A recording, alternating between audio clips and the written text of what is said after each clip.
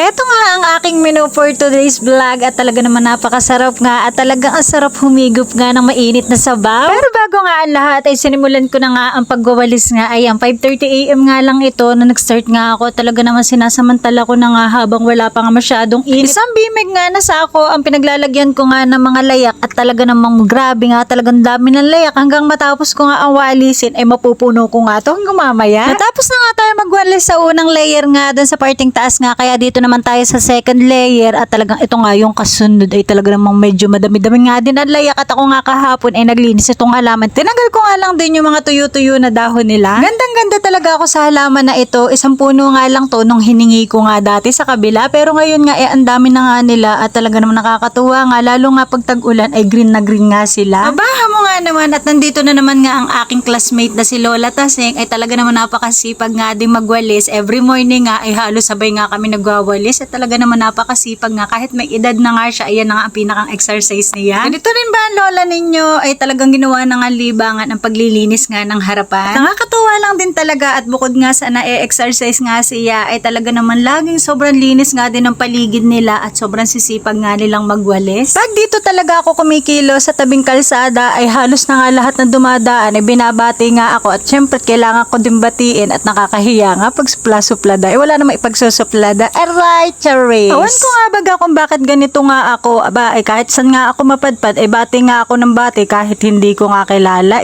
Talaga naman mapagkakamal ang ing-ing ako ay mas maganda na din talaga pati ang hindi nga suplada at syempre at mas maganda talaga ang friendly. Dito nga po sa parteng nililinis ko ay hindi na nga po namin ito lupa pero kailangan kong linisin para nga maganda nga tingnan at syempre para tulong na nga rin sa kanila. Finally, at medyo natapos-tapos na nga ako dito sa walisin sa baba. Aba, ay syempre at hindi natin kailangan iwanan ang cellphone at kailangan nga natin balikan at baka nga madampot din sa tabing kalsada. Ay maraming salamat nga at nakatapos nga ako ng pagwawalis dito nga sa tabing kalsada at syempre hindi pa nga ako tapos kaya kailangan naman natin dito sa third layer talaga namang medyo malawak-lawak nga din talaga ang aking walisin kaya talagang tagaktak lagi ang aking kilikili pag nga ako'y kumikilos nga dito. O diba, sabi ko sa inyo mapupuno ko itong isang bimig na sako sa dami nga ng layak na winawalis ko. Sobrang masarap sa pakiramdam pag ganito nakakaaliwalas yung paligid natin at talaga naman masarap magpahinga pag malinis kaya kailangan talaga lagi tayong kumilos at syempre sayang naman ang ating mga muscle kung hindi natin gagamitin iyan. Ayan nga, pagkatapos ko nga ang magwalis-walis mga mami ko, nagluto na nga ako nitong sinigang at dito ko na nga lang din talaga niluto sa uli nga. Syempre grabe naman talaga ang mahal ng gasol. Aba ay nagpakarga nga ako nung nakaraan ay 1,005 na nga kaya talagang kailangan natin magtipid at mura lang naman ang isang balot na uli. Talagang sa panahon ngayon ay kailangan nga na magtipid at talaga namang hindi biro ang mga bilihin